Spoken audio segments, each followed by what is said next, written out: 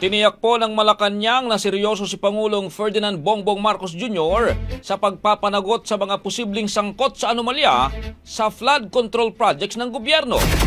Ayon po sa palasyo, sakaling may mapatunayan na dapat managot, hindi raw mangingimi ang pamahalaan na magsampa ng kaso. May report si Brigada Maricar Sargan. Ibrigada mo! Brigada! Live report!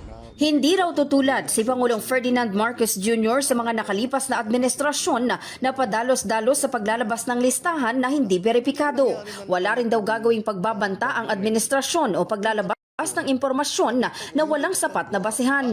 Kaugnay ito sa ikinakasang investigasyon ng pamahalaan hinggil sa mga flood control project. Sa press briefing sa India, sinabi ni Palace Press Officer Claire Castro na ayaw ng Pangulo na maglabas ng hindi beripikadong listahan ng mga kontratista o opisyal hanggat hindi pa tapos ang investigasyon.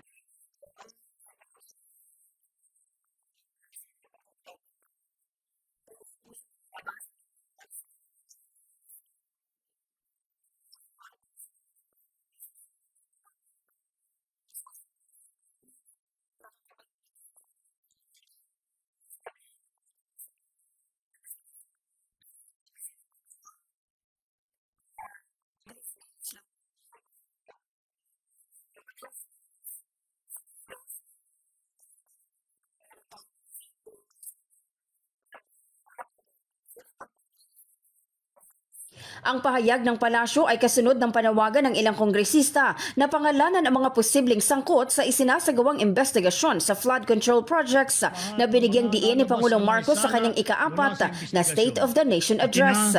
Sinabi pa ni Castro na layunin ng naging pahayag ng Pangulo na magsilbing babala upang masiguro ang mas maayos, makatarungan at transparent na budget process sa 2026. Matatanda ang inatasan ng Pangulo ang Department of Public Works and Highways na magsumite ng listahan ng lahat ng flood control projects at tukuyin ang mga proyektong bigo, hindi natapos o ghost projects na nagdulot ng malawakang pagbaha. Dagdag ni Castro, kapag tapos na ang investigasyon at napatunayang may pananagutan, hindi magdadalawang isip ang Pangulo na magsampa ng kaso laban sa mga responsable.